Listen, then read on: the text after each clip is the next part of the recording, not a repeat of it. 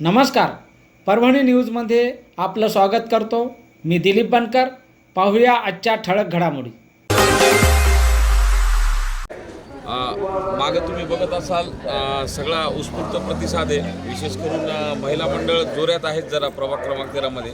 आणि सन्माननीय राजसाहेबांनी त्यांच्या एका भाषणात सांगितलं होतं की महिलेचा विश्वास हा यशाकडे नेणारा असतो. त्याच्यामुळं तुम्ही बघू शकता मागं की भरपूर अशा महिला आलेल्या आहेत, उत्स्फूर्त प्रतिसाद आहे. तरी मी प्रभाग क्रमांक 13च्या जनतेस आणि इथं राहणाऱ्या रहिवासी नागरिकांना हे आवाहन करतो की आमचे उमेदवार सुरेश गडकरी साहेब हे इंजिन या चिन्हावर एकमेव उमेदवार उभे आहेत.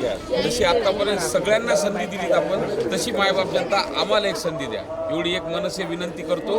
आणि गडकरी साहेबांना पुढील वाटचालीस शुभेच्छा देतो.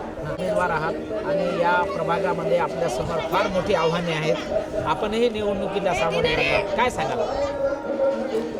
बरोबर आहे, आपण बोलता आव्हान आहे, फार मोठं आव्हान आहे आमच्यासमोर.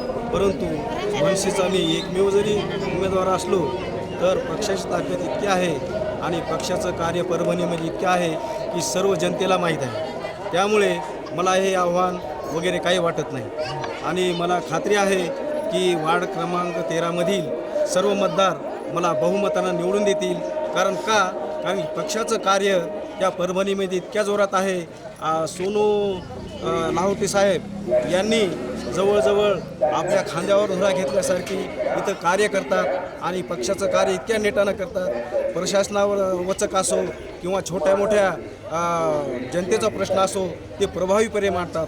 कामगाराचा असो, कर्मचाऱ्याचा असो, कोणाचा बी असो. कालच मी इथं एक लॉन्ड्रीवर गेलो होतो पॉम्पलेट घेऊन, किंवा हे मी मनसेचा आहे कलीम भाई, त्या व्यक्तीचं नाव कलीम भाई आहे. ते बोलले अरे ये तो साहब हमारे सोनू लाहोटी का पक्ष है. म्हणलं हा उनकाच उमेदवार, म्हणलं तुम वोट देणं चाहिए. म्हणजे बिलकुल. तर असा उत्स्फूर्त प्रतिसाद आम्हाला मिळत आहे. त्याच्यामुळे आम्हाला आव्हान वगैरे काही वाटत नाही. धन्यवाद. आणि याचबरोबर हे बातमीपत्र संपलं. पुन्हा भेटूया पुढील बातमीपत्रात. शहरातील ताज्या घडामोडी जाणून घेण्यासाठी पाहत राहा परभणी न्यूज.